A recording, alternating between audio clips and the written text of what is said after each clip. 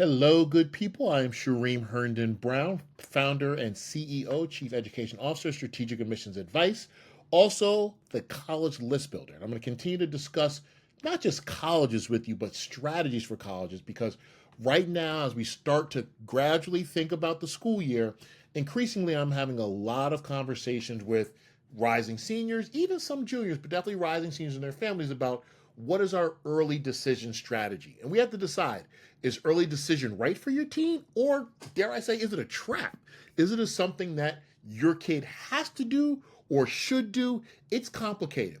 Just to refresh, early decision is a binding agreement where a student says, if I apply to you by this date, usually November 1st, could be October 15th, but definitely by November 1st, if admitted, I will come. That is the agreement. Colleges love early decision, including the University of Southern California and the University of Michigan. Just for this year, started doing early decision for certain programs. What colleges are trying to do is predict their yield. Who are the students who are actually going to come if admitted? If they admit a whole bunch of kids regular decision and aren't bound to come, then they don't necessarily get the yield, the matriculation that they want. All that said, early decision is a conversation that every family should have going into their senior year, understanding that it can be a strategy, but also possibly, depending on your finances, a trap. The last thing you want to do is apply early decision to a place that may not be in your financial wheelhouse. Remember, anytime we talk about colleges, we want to talk about cost, location, possible major, and possible career. And early decision, because of binding agreement, if you get admitted and they give you a financial aid package based upon whatever information they have at the time, and it doesn't fit, what you were hoping to pay you, they ask you to pay more than you wanted to, you're technically locked in to go. I'll tell you a quick story where I had a friend, not necessarily a client, but a good friend of mine, whose son applied to George Washington University early decision 2 years ago. Great school, kid was all excited. Mom knew that, hey, I want to do what's best for my kid. Hopefully the money works out.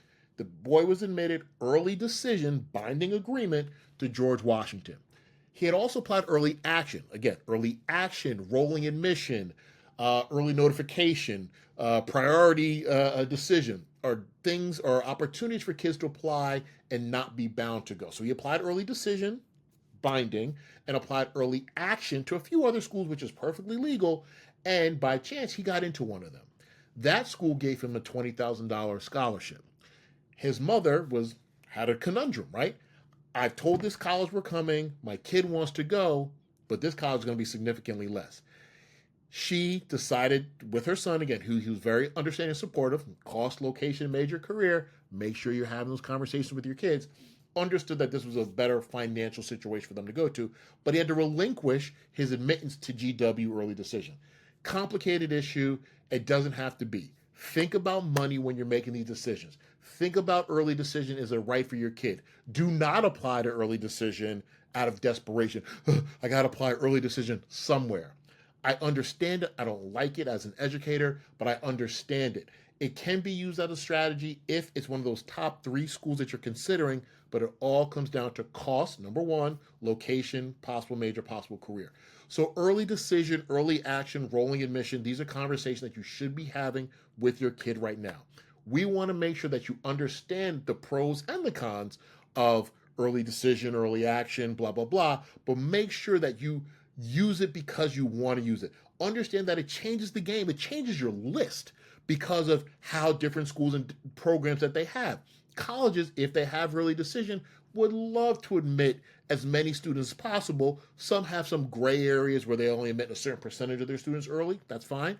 But colleges love the yield, the actual commitment that a family's coming so that they don't have to shuffle the deck.